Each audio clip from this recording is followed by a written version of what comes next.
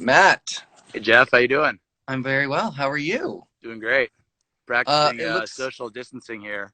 And you this is got like, sunglasses on, so it looks like you got a great day. yeah, beautiful day in Calistoga. Um, so let's just start at the beginning and tell everybody who you are, what your role is at Chateau Montelena, and a little bit about the chateau. Sure. So my name's Matt Crafton. I'm the winemaker here at Montelena.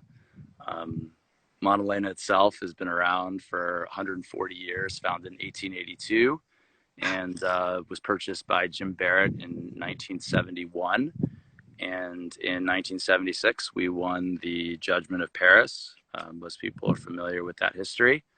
And then since then, continued to grow and build and improve in quality. And today, the winery is helmed by Jim's son, Bo, who's our CEO. And the focus for us is just doing our best with what we have. We especially right now, we have 100-ish like amazing acres right on the Calistoga hillside and bench, and don't really have any, I don't know, intent or connotation or goals of taking over the world. It's more about doing what we do and being really proud of it. And if you like our wines and what we stand for, we'd love your support. Um, how does Chateau Montelena stand out? I mean, we already kind of know this, but I have to ask, how does Chateau Montelena stand out as unique in Napa? Aside from Ooh, what you already said, but maybe any other. sure. So I think it takes a lot of work to endure, I think, as a top tier brand in the wine industry, given where we started.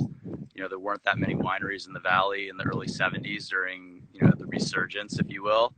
And a lot of those wineries have fallen by the wayside over the years for various reasons. But we've been able to really endure as a sought after classic wine brand because I think we've learned that we have to be adaptable. We have to set ridiculously high standards for ourselves, and that we have to really be comfortable in our own skin. We don't really chase market trends.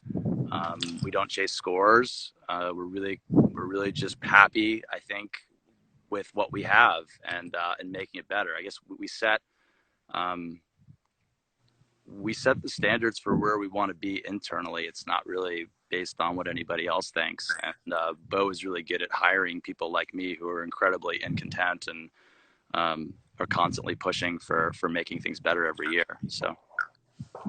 Yeah, I was going to say adaptability. You're talking about like climate change and what you have to do with the market, not changing wines to meet trends in like people might want more fruity this year or whatever.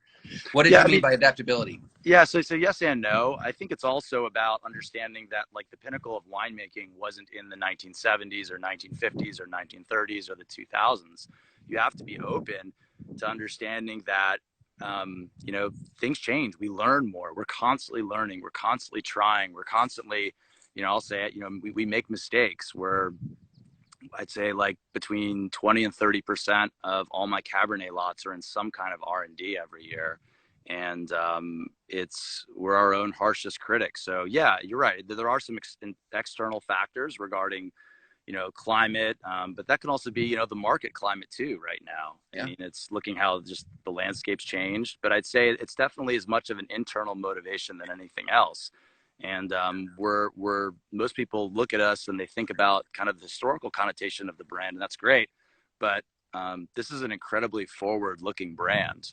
There are no recipes, there are no rules, there are only like I said, incredibly self-motivated people. And so I think that's what gives us the adaptability, and then just kind of like that intellectual honesty to say, we could have done better here, or we will do better, or honestly, this really rocks.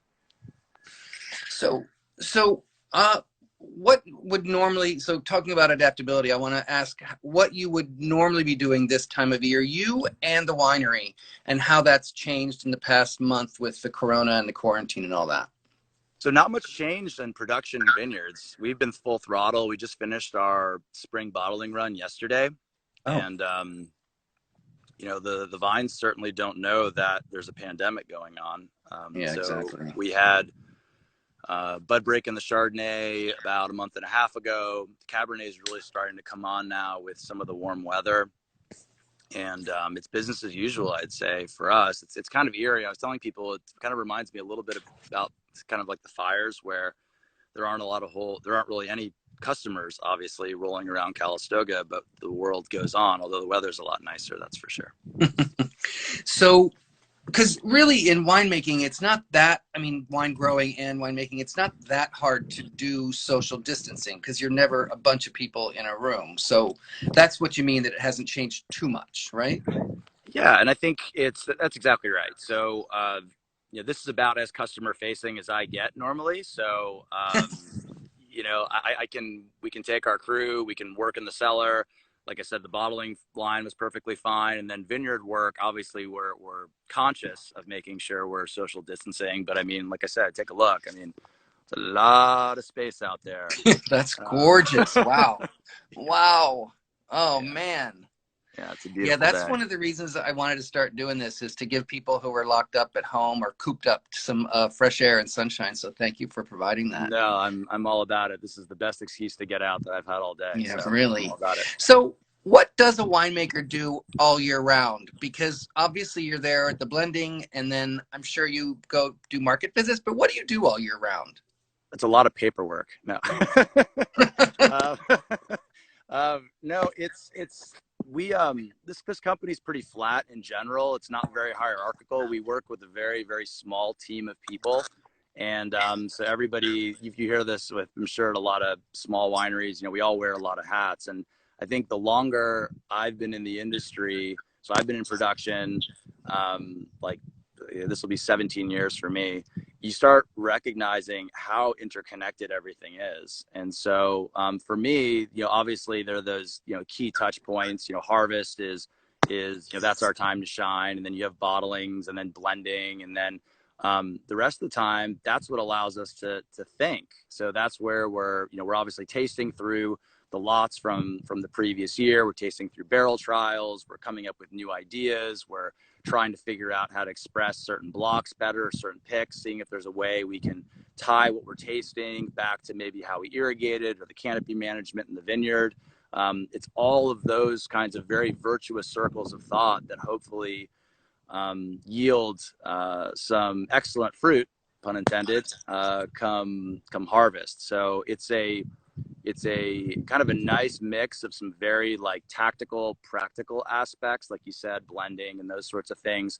But then because agriculture, especially winemaking and grape growing, is it's kind of a long-term, I know we're on just a different wavelength here, just because of the way we have to follow essentially the cycles of Mother Nature. 3 years, when you plant a grapevine, 3 years before you get the first crop, 2 years after that before it's in full production. I mean, everything is a long cycle. So you start to think in these bigger picture macro terms, and it changes the way you make decisions. It changes the way you think about the world and how you think about kind of where your wine fits in. So because you think, again, me being a beginner, you think, oh, the winemaker, he's kind of just checking in when he has to go make the wine. But you're all year long, depending on bud break, depending on whether you had a frost, depending on whether you had too much rain, you have to plan ahead and think, okay, I'm going to do this year to accommodate that. And so you're really tuned in all year round. Yeah, I think that's the difference between, the top tier wineries and then kind of everybody else in the middle, is that you recognize that not only are you focused on this year's fruit that's, maturing or developing on the vine right now, but we've got, a vintage or two already in the cave. And so we're evaluating what we did. And again, that takes some really honest introspection. I do market visits. I don't do a whole lot of consumer events anymore, not because I don't like them, but just because they have me doing other things. But I think that's something that it's important to be able to connect with people. I think there are a lot of winemakers who see the bottling line leave or watch the last bottle come off the line, and they're like, all right, my job is done. But for me, I think it's really important to be out there and interacting with people. And yeah, I mean, I do care what people think about the wines. I want to make people happy. That doesn't mean I haven't had people tell me that my wine sucks. That's definitely happened. but I don't necessarily take it to heart. So.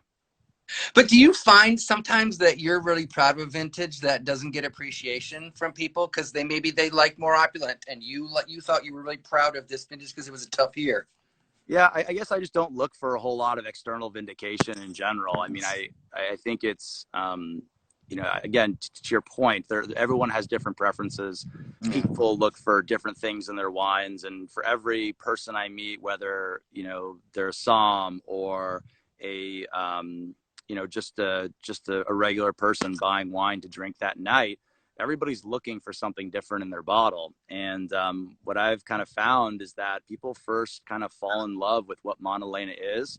And then once you get on our wavelength and you see that for us, you know, everything we put in ends up in the bottle. You know, there's no oil money backing this place up. There's no tech money. There's no, like, I don't have, you know, Bo doesn't have, you know, like a rich family backing anybody up. It's, you know, Bo and Judy Barrett own the place. And so we only make money when people pull corks. I mean, it's really dead nuts simple. So if we're not leaving it all out there, then, you know, I don't know. You probably hear that a lot. I suspect I'm not the only person who says that, but if you come here and visit, you'll see it. It's like we are obsessively focused on what goes in the bottle. It's crazy. Well, it sounds like there's the philosophy of Montelena, and it's kind of pretty consistent. But I would still think that you've had an impact on the wine when you started. And how does, when you come on, you've got a history to maintain, but it's inevitable that you're going to have an impact on the wine. For sure. And I think that's probably the best part about this place is that, again, there isn't a recipe. There's no parameters. When I started at Montelena in 2008, took over the white wine program around 2010, and then took over all winemaking in 2014. And there was no like master recipe that was shared. There was no like, well, the wine has to taste this way. You have to do things this way.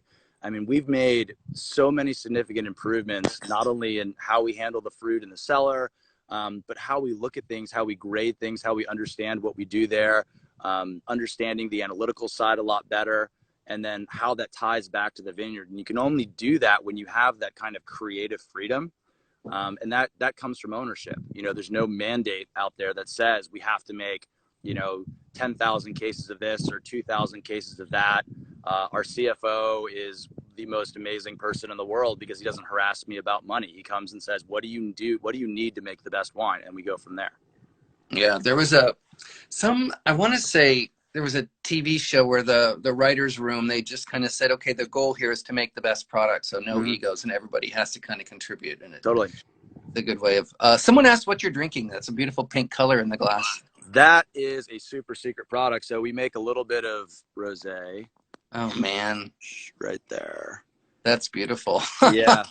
And that's kind of just for fun. And, we make it for Judy Barrett because she really likes it. And unfortunately, it doesn't leave the winery. Sometimes I can get bribed to bring it out, but it's a rosé it's a Primitivo, and it's a really fun wine to make. And I'm sorry, awesome. I don't have to share. Primitivo. My friend Heidi just asked, what's the grape? It's Primitivo.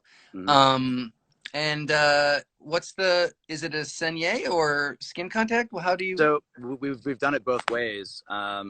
I think that one amazing thing about Primitivo is that, well, first off, everyone knows it's the same variety. It's genetically identical to Zinfandel, but just kind of a different clone. Primitivo can, we've done it both ways, and I don't know if I like one better than the other, which is shocking because usually I find, you know, saignée rosés to be like really insipid. But for whatever reason, what we'll typically do if we're going to do a saignée, we'll give it still like 24 to 48 hours of skin contact before we go ahead and bleed off. And then we've also made it kind of in a traditional like whole cluster style. They're just different wines. It's just like I said, it's a fun little art project. That's all. Bear with me. My friend Anna's asking, how diversified are your sales channels from on and off premise and direct to consumer, and has the pandemic made you rethink that? That's a really serious question. She's a pretty serious gal. So we make about 40,000 cases a year, which sounds like a whole lot, but our Grand Vin, we make less than like, Chateau Margaux or Latour makes. And, we're not that, sounds like a lot, but it's not, trust me. Right. Yeah. And we have a relatively large wine club, almost 10,000 club members. And so a significant portion of the wine goes there, but we're obviously also in wholesale. VNY is our distributor in New York. We're in all 50 states, export. So I'd say, I look at the four main channels. So we've got, wholesale, e-com, our club, and then hospitality visiting here at the winery. And so obviously the hospitality piece is shut down and wholesale is a little tricky right now, but we're learning. We're not one of those places that's really dependent on one channel or another, which is good. And that was kind of a Jim Barrett thing. Bo's dad, Jim, he was, in addition to being an attorney, he was a submariner in the Navy in the Korean War. And so being in a tiny little cigar tube, under the Pacific Ocean, they had to really, rely on kind of making do, number one, but also just there had to be backups to the backups to the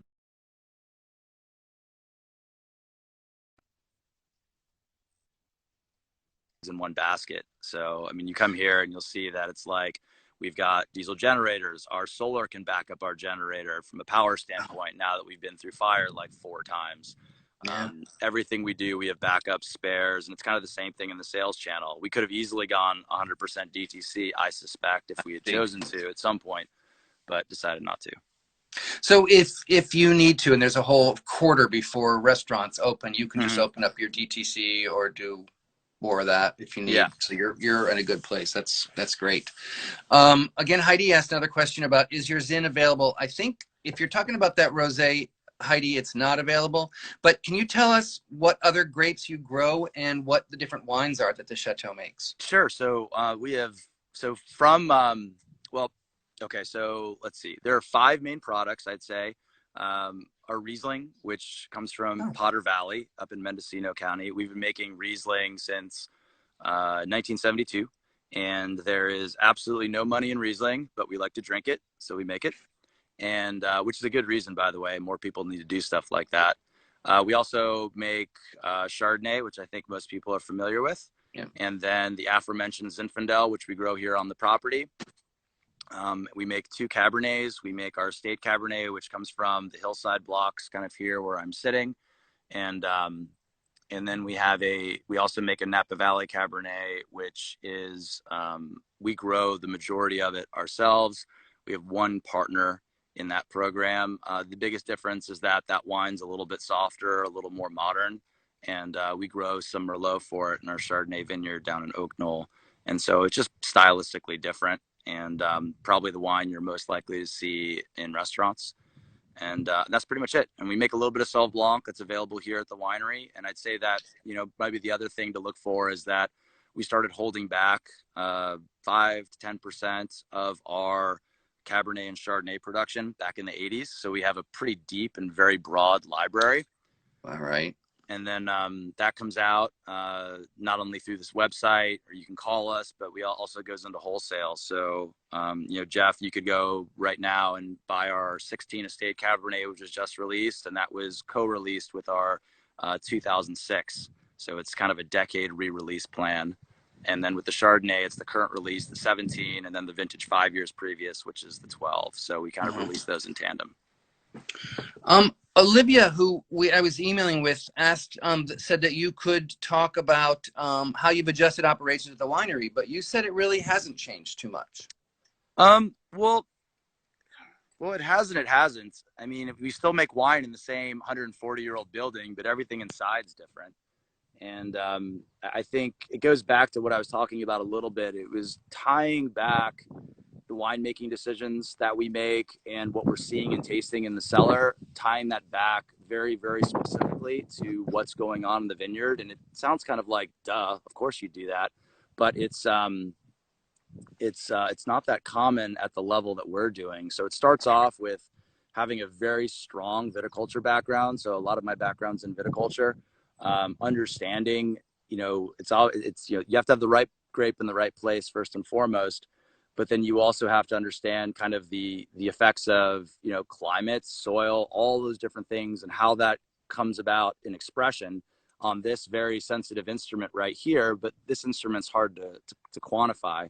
So it's taking those tactile, those aroma, those flavor sensations that we experience, and we've really been building out kind of the analytical side, looking at how do we quantify what we're tasting, not in the goal of kind of making wine by numbers, but more being able to see whether or not, you know, what we're trying to accomplish is actually working. So, you know, as I mentioned before, let's say we have a block of Cabernet that just is underperforming and it doesn't make grade. Well, you know, obviously we're going to try to fix that. Well, there are a million different variables every year. We've got sunlight, we've got rain, we've got cloudiness, we've got fog.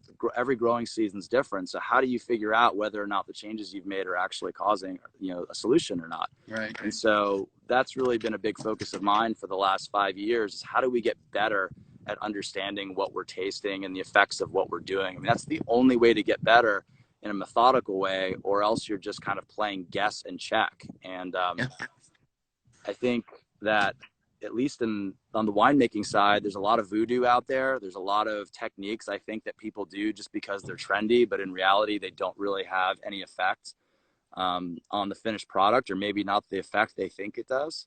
Mm-hmm. And so that's the kind of stuff we don't fall into. So does that answer your question? Yes, very much so. Mm-hmm. One of the things that I think about a lot is so Montelena is Montelena and stays true to itself, but you also are very adaptable as you need. And I think that Napa Cab, I'm a big Bordeaux fan, and I see these big red wines can often get stuck in people's mind as a steakhouse wine. Yeah. And people in America are now eating less meat, eating less dairy, and all that's changing. How does that affect you? Would you market things differently? How does a changing palate of your consumer affect you as a winemaker and as a winery? So two That's answers gorgeous. to that question. Number one, it doesn't affect me at all. This is going to sound terrible, but I really don't care what the consumer wants. Yep. And it's not because I don't respect or love our consumers. I think a lot of people don't know what they want. Yeah. And sometimes I can't give them what they want. But I think Yeah. the other side of it is, maybe from what you were saying from a culinary perspective, is that people are coming back to what we make.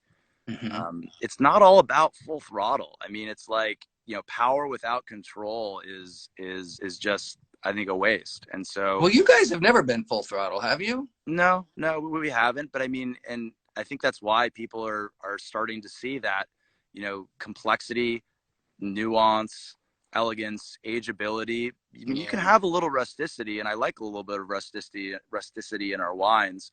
But the easiest thing you can do is pick super, super late, right? Ferment at 100 degrees, you know, extract the living heck out of all the fruit, put it in a super heavy toast, brand new barrel, and then bottle it. And you end up with this like non-varietal, ripe, purple grape drink. And I'm glad that people are pushing back on that. I've made those wines before. I mean, not here, but I've done that. And I think it's kind of cool that people are starting to ask more out of their wines and out of their wineries. And it's like, yeah, just come taste our wines. Jock's Wines up there mentioned the 06 Estate Cab gets re-released this fall. I mean, that's a really great example of that. The 2006 vintage was, you know, kind of a cool, you know, low temperature, kind of rainy vintage. And a lot of people instantly dismissed it because you couldn't make a super ripe, over extracted wine in those vintages. You had to be able to pull out that tool belt that says, okay, well, how do I make, you know, a very acid driven, polished, you know, fine grained wine out of this? And then how do I make it beautiful and delicious? And so that's really what we had to do. Anna, the tough question earlier asked, she said, when this pandemic's over, can you come to New York and do a wine dinner with her and me? She's the wine director at Morel, and I'm the wine director at the Waverly Inn, and that would be fun. Yeah, for so sure. That would be fun. I'm in New York at least once a year, sometimes twice, and I will probably be back in November. So I'm more than happy to chat, say hi, come visit at a very minimum. Olivia et al. Keep me on a very tight leash, so I don't have a whole lot to say in terms of where I go or what I do, but I will absolutely seek you guys out for sure. Awesome. So I don't want to take too much more of your time because we're almost at a half an hour. Sure. Do you want to say anything to people about anything, closing remarks or thoughts or anything? Yeah, I think what I wanted people to know is that, number one, we're still here. Thank you to everybody who supports us. I mean, this is, 40 families here in Calistoga depend on this. And I know everybody's hurting right now. And that's why I think all of your support means that much more to us. And I promise that even with everything going on right now, there's been no discussion at all about making any sacrifices when it comes to the quality of what we release and what we make. Everyone has put our trust in us, has put your trust in us to continue to deliver. And that's how it's going to be as long as I'm here. Right now, you can call us, you can email us, you can go online. We're offering like dollar shipping on a case of 12 bottles. And we'll throw in a free copy of Bottle Shock so you can watch that in your house, and include a tasting certificate for when we reopen. We have a tasting room obviously here in Calistoga and then also in San Francisco. So That's awesome. yeah, it's Well, really fun. just what you're doing is very optimistic. The reason I started this project, a friend of mine said, Jeff, the vines don't stop. Even though the quarantine, I have to get out there and do the work. For sure. And so seeing you continuing doing that and making a product that we're going to drink in the fall it's very optimistic and kind of keeps us sane, locked up here in the East Coast in the cities. No, it's true. And I mean, like, I got an email from my South African interns, ones who are coming in this fall, and I sent them the same email that I send every year, which is like, this year is the year we can make the best wine this place has ever made. And nice. That's the level of focus that we bring. And that's, again, the standard that we set. So I'm always really excited about, what's to come. But I also want to, again, just thank everybody that, giving us the ability to do this. And it's all because of you guys. So we really appreciate it. Well, thank you very much for your time. It's been really informative talking to you, and you're a pleasure to chat with. So thank you for the beautiful views and for your time. And thank Olivia. And I want to say thank you to Betsy at the Calistoga Chamber of Commerce for helping me set this up. Betsy. So this was great. It's really a pleasure meeting you, and I look forward to meeting you in person. Thanks, Jeff. Good luck. We'll see you in November. Take care, man. Thank you. Bye-bye now.